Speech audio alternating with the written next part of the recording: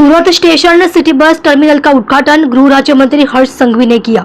सूरत की परिवहन प्रणाली को सुचारू बनाने के लिए एक मल्टी मॉडल ट्रांजिट हब बनाया जा रहा है, जिसमें रेलवे, जीएसआरटीसी, सिटी बसें और मेट्रो को जोड़ा जा रहा है। सूरत शहर रेलवे स्टेशन पर प्रतिदिन 20,000 से अधिक यात्री यात्रा करते हैं। इसके तहत रेलवे स्टेशन के पास एक नया सिटी बस टर्मिनल बनाया गया। रेलवे स्टेशन के पास 26 रूटों की 353 सिटी बसें चल रही है। इसका मतलब की है कि ये बसें प्रतिदिन 4,500 चक्कर लगाती है। यह नया सिटी बस टर्मिनल यातायात समस्या को हल करने के लिए बनाया गया था।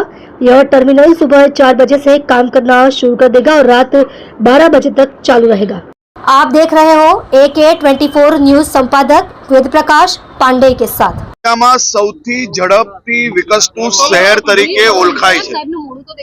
આ શહેરમાં રોજ બેરોજ વધતી વસ્તીના કારણે રેલવે સ્ટેશન પર અવર જવર એ ખૂબ મોટી સંખ્યામાં વધી હોય ત્યારે રેલવે સ્ટેશન પર ખૂબ ટ્રાફિક જામ થતું હોય અને એવા સમયે આના ટેકનિકલ રસ્તા કઈ રીતે નિકાલવા તે માટે મહાનગરપાલિકા, સુરત પોલીસ વિભાગ અને જિલ્લા પંચાયતે સાથે મળીને આ એક સૌથી ઉત્તમ પ્રયાસ કરવામાં આવ્યો છે।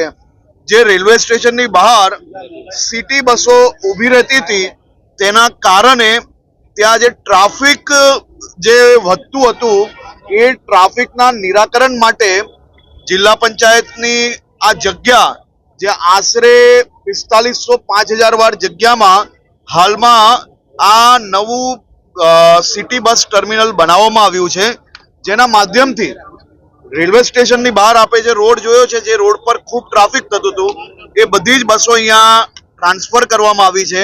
એટલે રોડ હવેથી ખુલ્લો થશે અને બીજું બી ત્યાં અનેક ટેકનિકલ કામો ચાલી રહ્યા છે।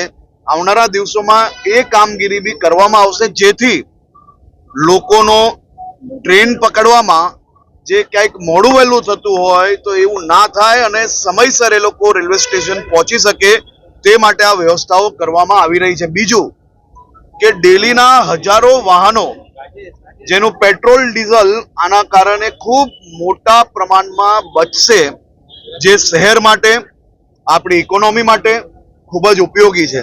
તો આવા એક પ્રયાસ થકી અનેક નિરાકરણો આવનારા દિવસોમાં આવશે અને આ જ પ્રકારે ટીમ સુરત દ્વારા મહાનગરપાલિકા હોય, મેયરશ્રી હોય, સ્ટેન્ડિંગ ચેરમેન હોય, મ્યુનિસિપલ કમિશનર હોય, પોલીસ કમિશનર હોય, જિલ્લા પંચાયતના ડીડીઓ હોય કે પછી કલેક્ટરશ્રી અને જિલ્લા પંચાયતના પ્રમુખશ્રી, આ બધાએ ટીમ સુરત તરીકે આ સૌથી ઉત્તમ ઉદાહરણ રાજ્યને સામે મૂક્યું છે। કારણ કે રાજ્ય સરકારના કોઈ બી પ્રકારના હસ્તક્ષેપ વગર લોકલ ટીમે સાથે મળીને આ એક ઉત્તમ ઉદાહરણ રાજ્યમાં પેશ કર્યું છે। તે બદલ આખી ટીમ સુરતને હું ખૂબ ખૂબ અભિનંદન આપું છું।